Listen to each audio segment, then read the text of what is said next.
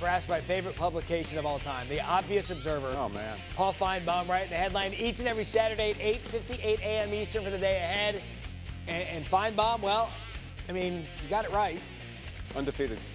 Here's what I'm going to do. On Fridays, I'm going to start sending you the game I want you to write the headline for.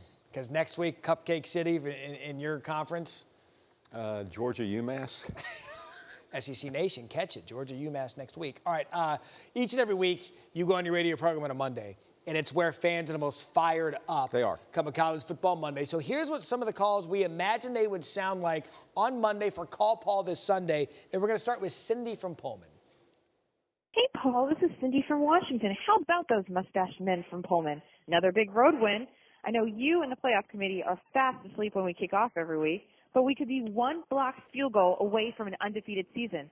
I mean, if Coach is right, aliens would vote for us if they could. So, Paul, tell me why my Cougs aren't getting more love.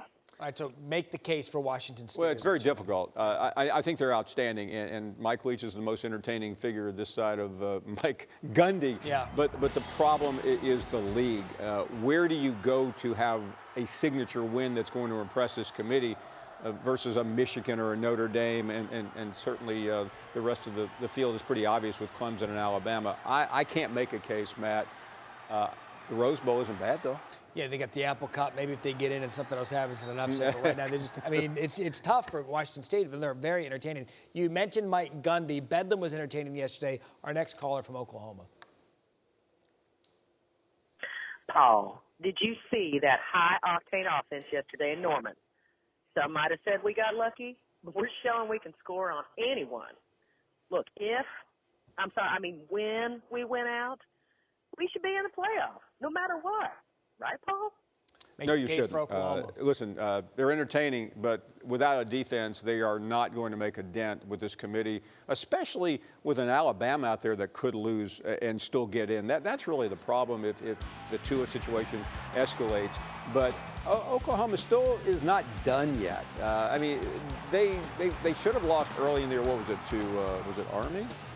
They had Army. Yeah, I mean, they barely got through this game yesterday against a middling Oklahoma State team. I'm impressed with the offense. The defense is really a disgrace, and I don't see Oklahoma getting in unless just so many things happen. There's not enough time for that many things to happen, Matt. And I think, too, the Big 12 is doing itself a disservice with the way they've got the championship game set up. We'll see if that comes back to bite them. Finally, Columbus.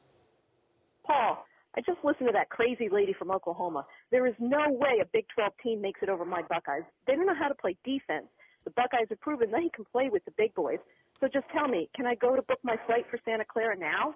Go ahead and book it. Save money and then be willing to pay the cancellation fee, because I'm not sure you're going to get there. But I will say this about Ohio State, Matt. That was a very impressive win yesterday. They needed it badly. They have looked terrible lately. If Ohio State gets by Michigan and then beats Northwestern, I think they're going to get in the playoffs. I'll say this. It's just bizarre to me that the committee has them sitting down at 10. Yeah. That's to say they're going to do a big jump. They're about to make a big move. If they get by Harbaugh.